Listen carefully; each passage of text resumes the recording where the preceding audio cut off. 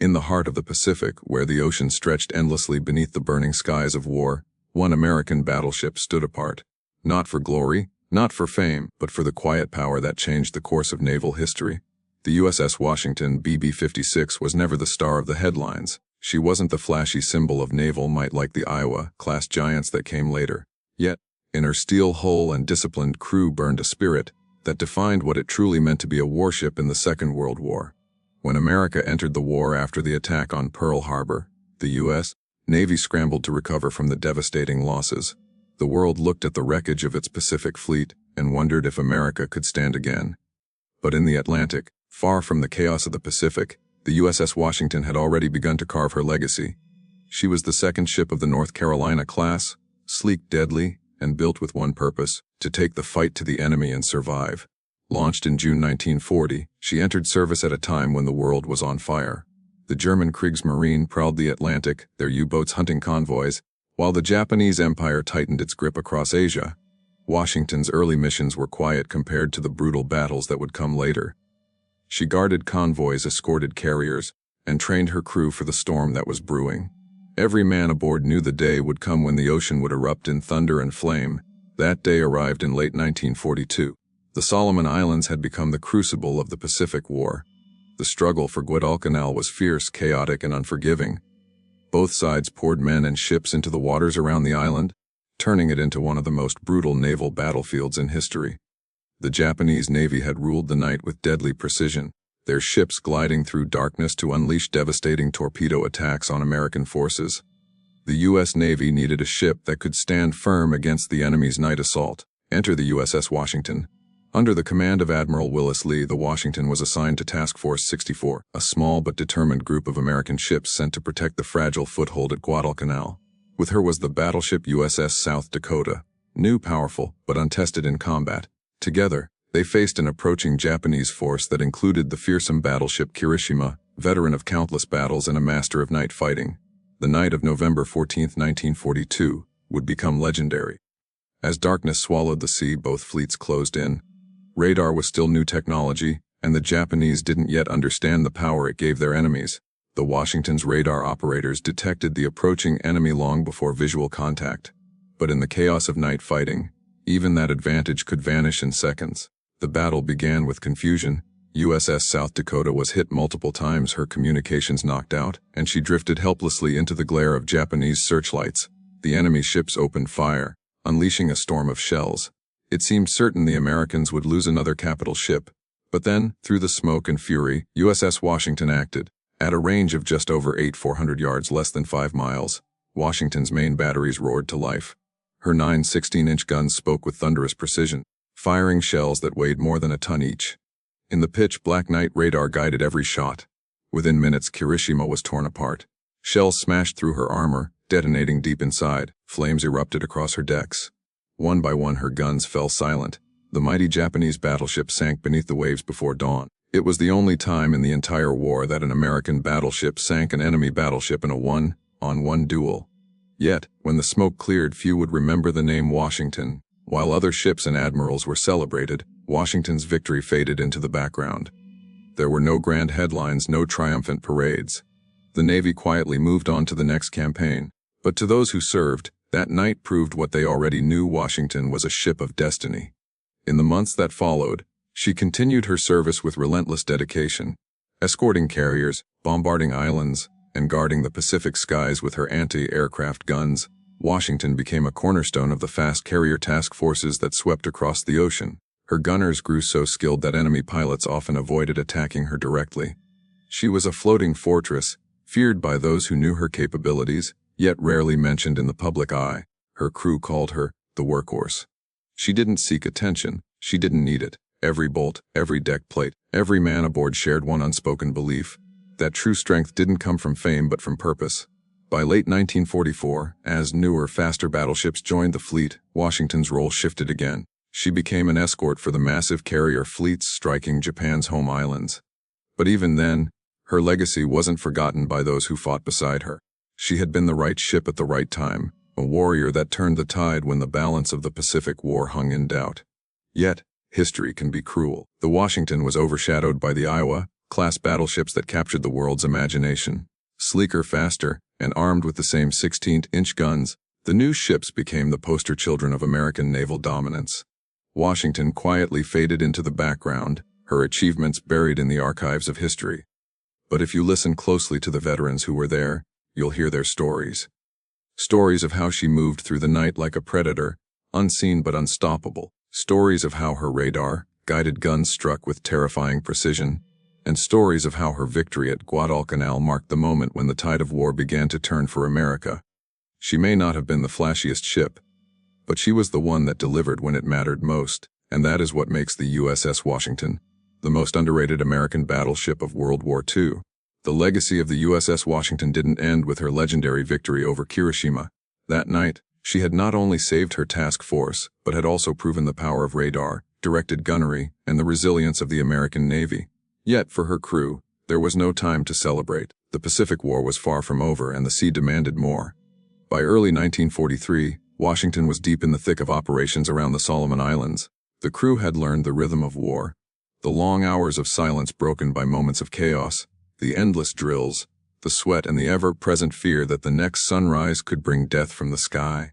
They knew that every mission mattered, that every mile they sailed carried the weight of the men fighting on the islands nearby. In March, she joined carrier task groups operating in the Central Pacific, providing anti-aircraft protection for vital airstrikes. Her guns became a wall of steel, filling the sky with flak bursts that tore enemy planes apart before they could even reach the fleet. The gunners worked tirelessly, hands blistered, eyes burning from corded smoke, as the Japanese sent wave after wave of aircraft to test their defenses. But Washington held firm. Time and again, she shielded her companions from destruction. The ship became a symbol of quiet dependability. Her reputation among sailors grew, not through propaganda or headlines, but through whispers passed from one ship to another. If Washington's with you, they'd say, you'll make it home. In the summer of 1943, Washington entered the dry docks for refitting. The war had changed, air power was now the dominant force, and the battleship's role had shifted. But Washington's value only increased.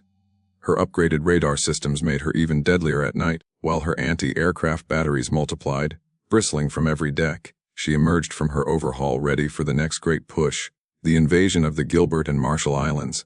When the U.S. Navy launched Operation Flintlock in early 1944, Washington's guns thundered once again. Her 16-inch shells pounded Japanese fortifications on Kwajalein and Eniwetok, softening them for the Marines who would soon land. Every shell fired was another step toward victory, another reminder that even the most underrated warriors could shape the fate of nations. In the months that followed, she became part of Task Force Pfeffidave, the legendary carrier strike force that would dominate the Pacific. Her role was vital but thankless, guarding the carriers from submarines, kamikazes, and surprise surface attacks. Washington's crew spent endless days scanning the horizon, their nerves stretched thin. The ocean was vast, but danger was never far. One sailor later recalled, "It wasn't the big battles that got you. It was the waiting, the silence before the alarms. The nights where you couldn't see the stars because of the smoke." Yet through it all, Washington remained a constant. Her engines hummed steadily, her decks gleamed from relentless cleaning, and her crew moved like a single living machine. By mid-1944, the U.S. Navy had turned the tide completely. The once invincible Japanese Navy was on the defensive. But even as newer ships took center stage, Washington's story took an unexpected turn. In February 1944, tragedy struck, not from the enemy, but from within her own task force. During night operations, poor communication and low visibility led to a collision between Washington and her sister ship, USS Indiana. The impact was devastating. Washington's bow was crushed, twisted metal jutting like broken bones into the sea. The crew scrambled to contain the flooding, their training kicking in instantly. For hours they fought to save their ship, sealing bulkheads, pumping out water, and tending to the injured. By dawn it was clear the Washington had survived. Barely. Many ships would have been lost that night, but not her. She limped back to port, wounded but alive. The Navy could have retired her then, written her off as another casualty of war. But instead, they repaired her. The men who had fought to keep her afloat refused to let her story end there. For months Washington remained in the Puget Sound Navy Yard, her bow completely rebuilt. When she emerged, she was stronger than ever. And though the headlines never mentioned her, the men who worked on her knew they were bringing back a legend. By the time she returned to action in 1945, the war had entered its final, most brutal phase. The U.S. was closing in on Japan, and the seas churned with fleets larger than anything seen before. Washington took her place among them, guarding the carriers as they struck Tokyo, Iwo Jima, and Okinawa. Her anti-aircraft crews faced a new nightmare: kamikaze attacks. These were not the trained pilots of the early war, but desperate men, willing to turn themselves into human bombs. Each dive brought death screaming from the sky. The explosions were deafening, the smoke so thick it blotted out the sun. And yet, through it all, Washington's gunners held their posts. They learned to track the suicide planes, to fire not at where the enemy was, but where he would be in the next second. Every kill was a narrow escape. Every explosion that didn't strike home meant dozens of lives saved. Washington became a bulwark against the madness. Her decks shook from the recoil of her guns, her superstructure glowed orange from near misses. But she never faltered. Even in those final months, she carried the same spirit that had defined her since Guadalcanal: determination, precision, duty. While the carriers launched the strikes that would bring Japan to its knees, Washington remained the silent guardian in their shadow, unbreakable, unwavering, and unsung. When victory finally came in August 1945, the crew of the USS Washington celebrated quietly. There were no grand ceremonies aboard her decks, no speeches or photographers.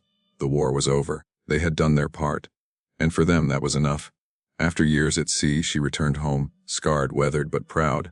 Her guns had fired thousands of shells. Her crew had faced storms, collisions, and battles. And though she never became a household name, those who served aboard her knew they had been part of something greater. In the post-war years, as the Navy downsized, the Washington was decommissioned. She was placed in reserve, her engines silent, her decks empty. For a time it seemed she might find a new role, perhaps as a training ship or museum, but history moved on, and by the late 1950s the decision was made: she would be scrapped. Steel that had once shaken the seas was cut apart and melted down. The world forgot her name. But history, if you listen closely, never truly forgets. Because somewhere in that long blue silence of the Pacific, beneath the waves and the stars, the echo of those 16-inch guns still lingers. The thunder that ended Hiroshima. The roar that changed the balance of the war. She may not have been famous, but she was unforgettable. The story of the USS Washington didn't end when she was scrapped, because the true legacy of a warship isn't measured in steel or rivets. It lives in the memories of the men who walked her decks, in the echoes of her guns, and in the quiet lessons she left behind. For those who served aboard her, Washington was more than just a battleship. She was home, fortress, and destiny combined into one. Many of her crew were young men who had never seen the ocean before they enlisted.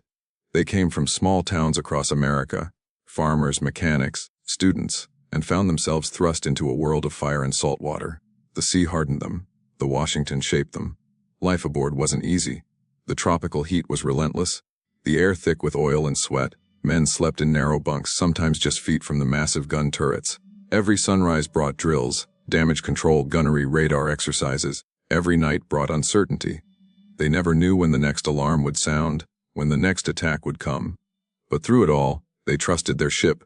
Washington never failed them. When a Japanese bomber would dive out of the sun, men raced to their stations without hesitation. The sound of the general quarters bell, the metallic clang echoing through steel corridors, was both terrifying and comforting. It meant action. It meant survival. There were moments of calm, too. When the guns were silent and the ocean stretched endlessly around them, men would gather on deck and stare at the horizon. Some wrote letters home, others played cards or told stories. A few just sat in silence, listening to the hum of the engines deep below.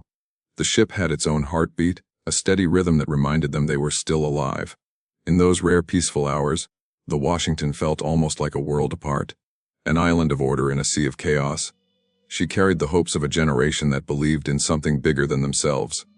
And that belief gave her power. Even after the war, when many of her crew returned home, they spoke of her with reverence. At reunions decades later, old sailors, now gray-haired and stooped, still called her "War Girl." They remembered the smell of gunpowder, the taste of salt, and the thunder of those massive 16-inch guns. But above all, they remembered the feeling of unity. On that ship, every man depended on the other. There was no room for fear, no time for doubt.